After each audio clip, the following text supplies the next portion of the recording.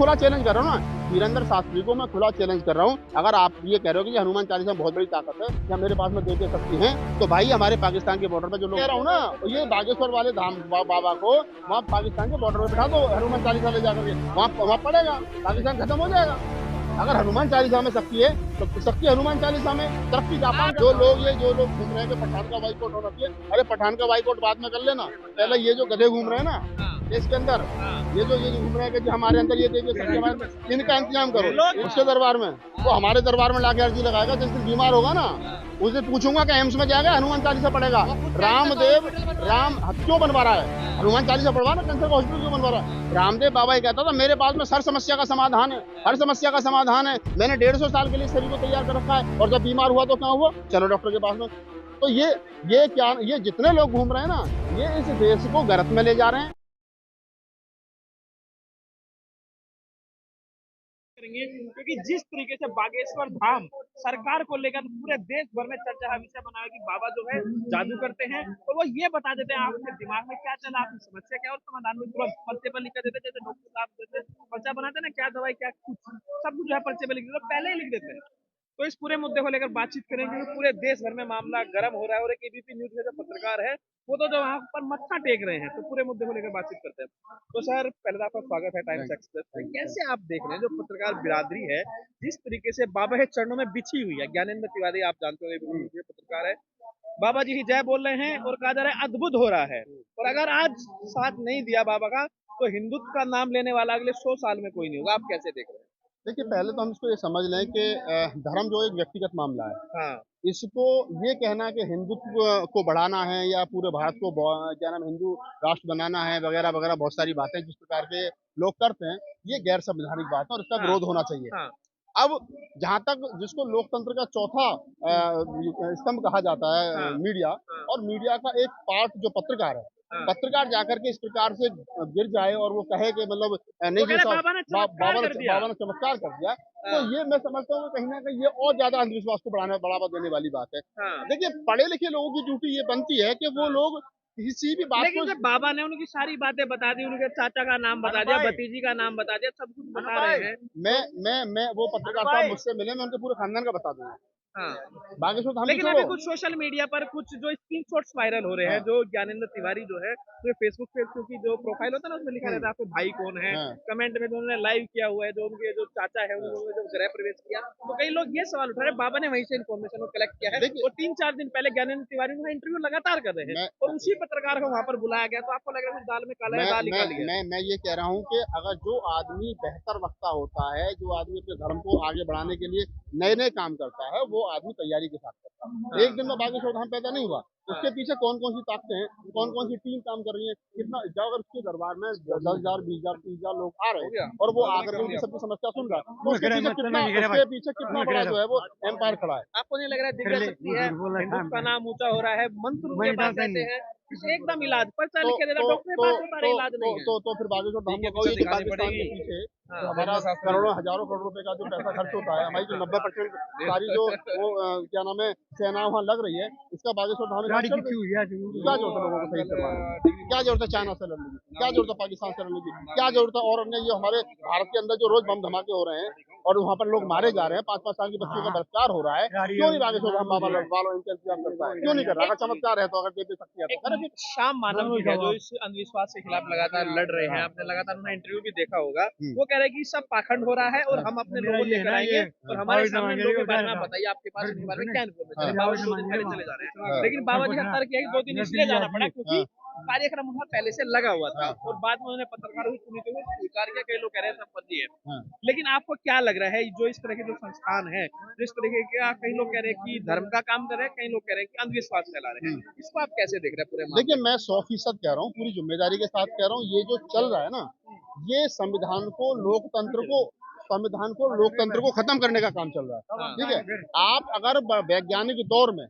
अगर आप धार्मिक धर्म को बढ़ाने के लिए गैर संवैधानिक गैर क्या नाम है वो बात करेंगे एक तरीके से गैर संवैधानिक बात करेंगे और गैर गैर साइंटिफिक बात करेंगे, तो मैं समझता हूँ कि आप इस देश को गर्त में ले जा रहे हो। आप वर्तमान में मुझे बता दें, ये जितने बाबा घूम रहे हैं, इन बाबाओं ने कौन से तो हवाई जहाज का निर्माण करा है, कौन सी साइकिल का निर्माण करा है, कौन सी घड़ी का निर्माण करा है, कौन सी ट्रेन का निर्माण करा है, किस ट्रेन के जैसे, अरे ये सारी हमारी जो जरूरतें की चीजें हैं। हनुमान चालीसा पढ़ा है, सारा इलाज हनुमान चालीसा में। अगर सारा इलाज हनुमान चालीसा, तो एम्स बंद करो, मैं तो अभी सफदरजंग बंद करो, सारे सरकारी हॉस्पिटल बंद करो। ये जो हजारों करोड़ रुपए का बजट सरकार जो है वो स्वास्थ्य के लेकर के आती है, ये बंद करो।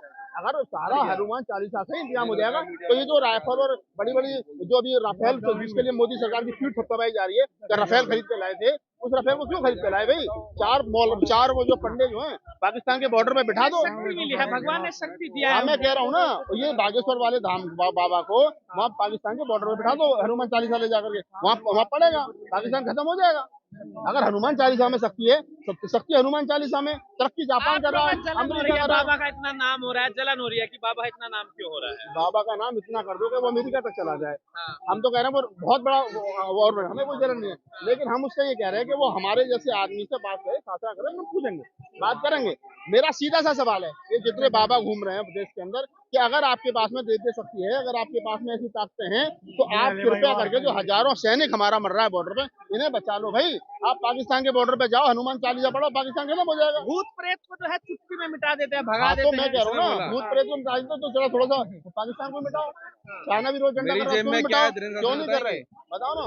ये जो है जितना भी चल रहा है ना, ये सब आडंबर है, पाखंड है, और इसके खिलाफ हल्ला बोल होना चाहिए देश के अंदर। अगर देश में संविधान को, लोकतंत्र को और वैज्ञानिक सोच को बचाना है, और ये वैज्ञानिक सोच के व्यक्तियों की जिम्मेदारी है कि वो इस पर बोले, क्योंकि जब तक नहीं बोलेंगे तब तक बात नहीं बनेगी। तो क्या इसका बाइकआउट होना चाहिए? बिल्कुल बाइकआउट होना चाहिए।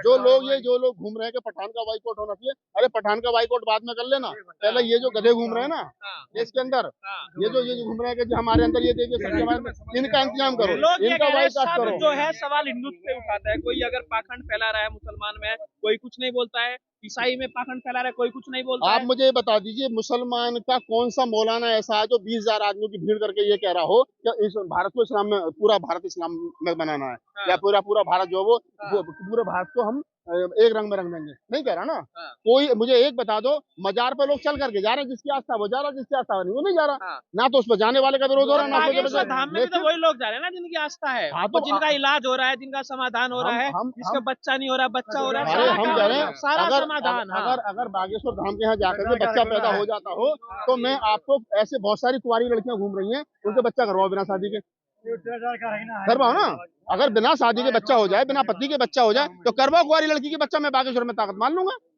है अरे भैया, एक सिस्टम है, सिरे से खारिज कर, अरे सिरे से खारिज नहीं करे, हम बता रहे हैं। एक सिस्टम है, एक लड़की की एक लड़के के साथ शादी होती है, फिर वो दोनों संपर्क में आते हैं, फिर जाके बच्चा पैदा होता है। कोई कहे साहब बागेश्वर ने बच्चा पैदा कर दिया, तो बागेश्वर का जो बच्चा पैदा हुआ उसका डीएनए टेस्ट कराओ। हमें कोई जलन नहीं हो रही उसकी लोकप्रियता से। उसकी कौन सी लोकप्रियता? उससे पहले 500 आकर के गुजर गए, उसके बाद में 500 आएंगे। ये साल की उम्र में उन्होंने इतना नाम कमा लिया, इतना पैसा कमा लिया, और आप लोगों को लग रहा है कि हमारा नाम नहीं हुआ। कई लोग इसीलिए जलन हो रहा है। देखिए, मैं उस लाइन का आदमी नहीं हूँ। अगर मैं भी वो काम करता तो बागेश्वर से ज्यादा बेहतर कर सकता था। ठीक है, मैं पत्रकार आदमी हूँ, साहित्यकार आदमी, तो मैं अपना काम ईमानदारी से। मोहर लगा दी ना एबीपी न्यूज। हाँ, तो वो तो मोदी जी की भी सर्जिकल स्ट्राइक को बहुत बढ़िया बता देते हैं। वो तो कहते हैं कि भारत में जो है, क्या नाम, हंगर की रिपोर्ट है कि 20 करोड़ आदमी भूखा सोता है, वो तो क्या नाम, उसको भी कहते हैं, कुछ नहीं है। ये जितने पत्रकार घूम रहे हैं, ये एक खास एजेंडे के साथ घूम रहे हैं। आपने उनके इंटरव्यू देखे होंगे, कई इंटरव्यू हुए हैं पिछले 1-2 दिन के अंदर, जिस तरीके से रात के 9 बजे प्राइम टाइम में इंटरव्यू, जिस तरीके से सवाल उनसे पूछे जा रहे हैं, क्या आपको लग रहा है भक्ति हो रही है या सवाल हो रहा है? सवाल वो नहीं पूछेंगे जिनसे वो इंटरव्यू कर। हम भी चालीसा पढ़ते हैं, हमारे पास वो शक्ति नहीं है जो आपके पास। मैं कह रहा हूँ, मैं ये कह रहा हूँ कि अगर उनको ये लगता है कि जो जिनको वो इंटरव्यू दे रहे हैं वो सवाल ठीक कर रहे हैं, तो मैं कह रहा हूँ मेरे सामने बैठाओ, मैं सवाल करता हूँ। बागेश्वर धाम वाले बाबा को मेरे सामने बैठाओ, मैं इंटरव्यू करता हूँ। अर्जी दरबार में, अर्जी उसके दरबार में, वो हमारे दरबार में लाके अर्जी लगाएगा। जिस दिन बीमार होगा ना, उस दिन पूछूंगा कि एम्स में जाएगा, हनुमान चालीसा पढ़ेगा। रामदेव क्यों बनवा रहा है? हनुमान चालीसा पढ़वा ना, कैंसर का हॉस्पिटल क्यों बनवा रहा है? रामदेव बाबा ये कहता था, मेरे पास में हर समस्या का समाधान है, हर समस्या का समाधान है। मैंने 150 साल के लिए शरीर को तैयार कर रखा है, और जब बीमार हुआ तो क्या हुआ? चलो डॉक्टर के पास में। तो ये क्या, ये जितने लोग घूम रहे हैं ना, ये इस देश को गलत में ले जा रहे हैं, ये इस देश को अंधविश्वास की तरफ ले जा रहे हैं, और अंधविश्वास इस देश को तार्किक होने से रोकेगा। बाबा जी कह रहे हैं जो विरोध कर रहे हैं सारे वामपंथी लोग हैं, हिंदू विरोधी लोग हैं, वही हमारा विरोध कर रहे हैं, नहीं चाहते कि हिंदुत्व का झंडा बुलंद हो। हिंदुत्व का झंडा खूब बुलंद कर लो, किसने मना करा? अपनी छत पे करो, पार्लियामेंट में थोड़ी करोगे, लाल किले पे थोड़ी करोगे, या और कहीं थोड़ी करोगे। अरे तुम हिंदू हो, हिंदुत्व का झंडा खूब बुलंद करो, अपने घर में करो। कौन मना कर रहा है? मैं हिंदू नहीं हूँ तो मैं नहीं करूंगा। कोई इस्लाम को मानता है, कोई सिख पंथ को मानता है, कोई नानक पंथ को मानता है, कोई कबीर पंथ को मानता है, कोई रैदास पंथ को मानता है। हिंदू मुस्लिम सिख ईसाई, इतने सारे पंथ, इतने सारे धर्म, इतने सारे मजहब भारत में, और संविधान सबको स्वीकृति देता है। तो ये जितने अनपढ़ और कुपढ़ लोग घूम रहे हैं, ये कौन होते हैं इस बात को कहने वाले कि हिंदुत्व का? हिंदू धर्म को बदनाम करने। हाँ तो बताओ कहाँ से फंडिंग हो रही है देश की? क्या नाम है जो ईडी और वो सीबीआई, ये सारे क्या चाय बेच रही है? उन्हें पता ही राहुल नागपाल के पास कौन कहाँ से फंडिंग कर रहा है, कौन पैसा दे रहा है, बताए ना वो। तो ये जितने भाई लोग हैं, इनसे कहो भाई पीछा छोड़ो। कुछ हम विश्व गुरु बनने के चक्कर में, विश्व गुरु बनना भारत कहाँ बनना है साली? विश्व के टॉप 100 यूनिवर्सिटी में हमारी एक यूनिवर्सिटी नहीं, एक ढंग का हॉस्पिटल नहीं। भारत में लोग आदमी है रोज गरीबी और भुखमरी से मर रहे हैं, विश्व गुरु बनने कहाँ बन रहे हो? का रास्ता लोग भूल गए, अब यही होगा। हाँ, सनातन का रास्ता भूल गए ना। तो जिन लोगों ने सनातन का रास्ता अपना रखा है, उन लोगों से पूछो कि क्या तुम मरोगे नहीं? क्या तुम्हारा एक्सीडेंट नहीं होगा? क्या तुम्हारे घर में कोई बीमारी, कोई विपता नहीं आएगी? सबको होनी है, ये नेचुरल चीजें हैं। आदमी पैदा हुआ है तो आदमी मरेगा भी। उसको धर्म एक अफीम है, धर्म एक अफीम है। ये इस बात को समझिए, जो लोग धर्म के नाम का सहारा ले रहे हैं, जो लोग धर्म को चला रहे हैं, उनका धंधा चल रहा है, और धर्म का धंधा कभी ना मंदा। ये धर्म के नाम पर एक धंधा है जो चल रहा है, और इससे खास समाज है देश के अंदर 3%, वो पंडे पुजारी, वो ये खास जाति के लोग, उन्हीं का अपना काम धंधा चल रहा है। बाकी मंदिर का जो गुल्लक है वो मैं मंदिर की जो गुल्लक है ना, वो ऐसी गुल्लक है जहाँ सब समाज के लोग पैसा डालते हैं, और निकालता सिर्फ एक ही आदमी है, जो है पंडित जी और ब्राह्मण जी। तो इस बात को समझिए, ज्ञानी है जो ज्ञानी है, ज्ञानी नहीं है। ज्ञानी से क्या मतलब है? ज्ञानी तो डॉक्टर अम्बेडकर बहुत थे, कौन से कम ज्ञानी थे। लेकिन वो उनको ज्ञानी तो और बहुत सारे बहुत लोग हैं, लेकिन तो क्या डॉक्टर अम्बेडकर को मंदिर में घुस जाने दिया? इस देश में ज्ञान की कोई कीमत नहीं भाई, जाति की कीमत है। यहाँ 5 साल का बच्चा ब्राह्मण का पूजनीय बन जाता है, 90 साल का दलित चाहे कितना भी बड़ा PhD होल्डर हो, वो पूजनीय नहीं होता। क्यों? क्योंकि उनके धर्मशास्त्र उसमें वादा डाल रहे हैं। आप इस बात को समझिए कि ज्ञान एक अलग चीज है। ज्ञान, संविधान जो है वो आपको ज्ञान के आधार पर नापता है, लेकिन धर्म आपको ज्ञान के आधार पर नहीं नापता, धर्म आपको जाति के आधार पर नापता है। तो आप कह रहे धीरेन्द्र शास्त्री को कोई ज्ञान नहीं है? धीरेन्द्र शास्त्री को जो ज्ञान है वो उसके मतलब वो हमारे मतलब का नहीं है, साइंटिफिक नहीं है, धर्म क्या नाम है, संवैधानिक नहीं है। पाखंड फैला रहे हैं। बिल्कुल पाखंड फैला रहे हैं, बिल्कुल पाखंड फैला। पाखंड नहीं तो बताओ क्या है? और मैं तो खुला चैलेंज कर रहा हूँ ना, धीरेन्द्र शास्त्री को मैं खुला चैलेंज कर रहा हूँ। अगर आप ये कह रहे हो कि हनुमान चालीसा में बहुत बड़ी ताकत है, या मेरे पास में दे शक्ति है, तो भाई हमारे पाकिस्तान के बॉर्डर पर जो लोग मर रहे हैं, कोई कैसे पर्चा बना देगा? तो डॉक्टर की तरह बैठ कैसे लिख देते, जैसे 4 दवाई लिख? हाँ, मैं भी बना दूंगा ना, मेरे पास आना, मेरे ऑफिस आना, मैं बना दूंगा पर्चा बनाने को। मैं बता दूंगा इंदर के पिताजी क्या नाम है। अभी ये शुगर के पेशेंट है, परसों दवाई लाए नहीं लाए? लाओ ना, बताओ। और दवाई भी हरियाणा से मंगाइए। इनके सबके हाल यही हैं। ये दुकान है, जो बेहतर बोल लेगा, जो बेहतर चला लेगा, उसकी चल जाएगी। इस देश को अंधविश्वास से बचाओ। चल गई दुकान तो फिर जलन क्यों हो रही है? चल गई तो हमको और चलो, इसको देश को नरक में ले जाओ, लेकिन हम नहीं जा रहे भैया। एक बहुत लंबी हिंदुत्व की ट्रेन ले लो, सबको बिठा लो उसमें, हमें छोड़ दो। और ये जितनी भीड़ हो रही है ना, हम AC में चलने वाले लोग हैं, कंबल लेकर सोने वाले लोग, भीड़ में जनरल में चलने वाले लोग नहीं।